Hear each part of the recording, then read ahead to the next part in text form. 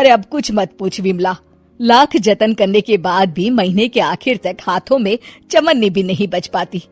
कभी अपने लिए कोई छोटी सी भी चीज लेनी हो तो 10 बार सोचना पड़ता है। तू सही कहती है, आमदनी तो बढ़ती नहीं, लेकिन दूसरी तरफ महंगाई दिन ब दिन बढ़ती ही जा रही है। राशन वाले का बिल, दूध वाले का उधार। अरे तुम औरतें बस इसी तरह जिंदगी भर रोती रहोगी।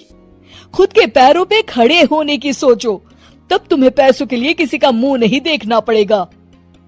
अरे तू इतनी बड़ी बड़ी बातें कर रही है, तू ही बता दे हम क्या करें। हम औरतें चाहे तो कोई छोटा मोटा व्यापार कर सकती हैं, जैसे कि साड़ी बेचने का। सुधा की बातें सुन सब औरतें हंस पड़ती हैं। ना भाई ना, मेरे पति को ये सब पसंद नहीं है, वो तो मुझे मार डालेंगे। दूसरी औरतें भी विमला की बात से सहमति जताती है और साड़ी का व्यापार करने से मना कर देती हैं। अगले दिन सुधा अपनी सास से ये बात कहती है। बस अब यही काम रह गया था, सारा दिन यही सब सोचती रहती हो। अरे बढ़िया आई साड़ी बेचने वाली। तभी वहाँ सुधा का पति विवेक आता है। अपनी माँ की बात काटते हुए कहता है, अरे माँ, सुधा ठीक ही तो कह रही है।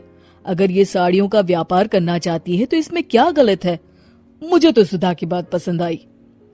अरे मजाक है क्या व्यापार करना? अच्छे अच्छों की खटिया खड़ी हो जाती है। मैंने दुनिया देखी है।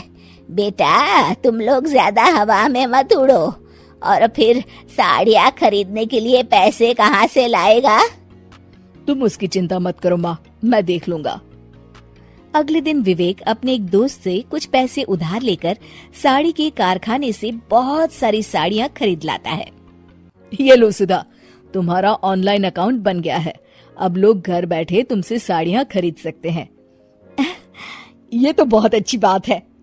हाँ, और इतना ही नहीं, मैंने इसमें सभी नई डिजाइन की साड़ियों की फोटो भी अपलोड कर दी है। अब बस तुम देखती जाओ। कुछ दिनों के बाद, नमस्ते, मुझे सुधा जी से मिलना है। ओहो, तू कौन है और मेरी बहू से तुझे क्या काम है? माँ जी, मैं सुधा जी से साड़ियाँ खरीदने आया हूँ।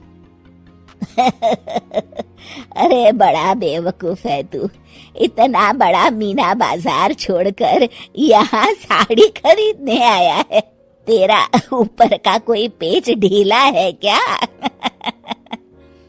अरे माँ जी, आप नहीं जानती, आजकल ऑनलाइन का जमाना है, समय और पैसे दोनों की बचत होती है।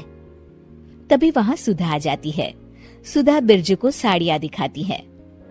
क्या बात है सुधा बहन जी, आपके पास तो बहुत ही सुंदर सुंदर साड़ियाँ हैं।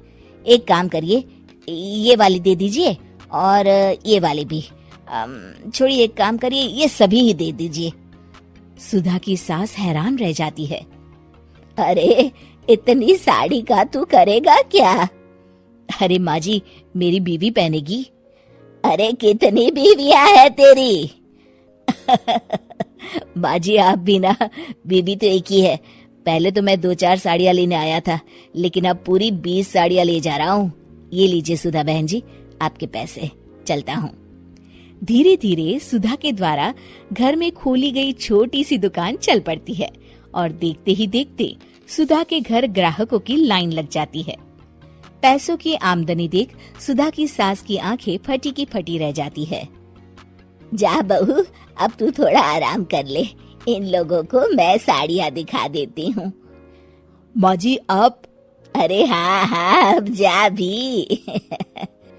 इस तरह सुधा की सास भी उसके कारोबार में हाथ बटाने लगती है।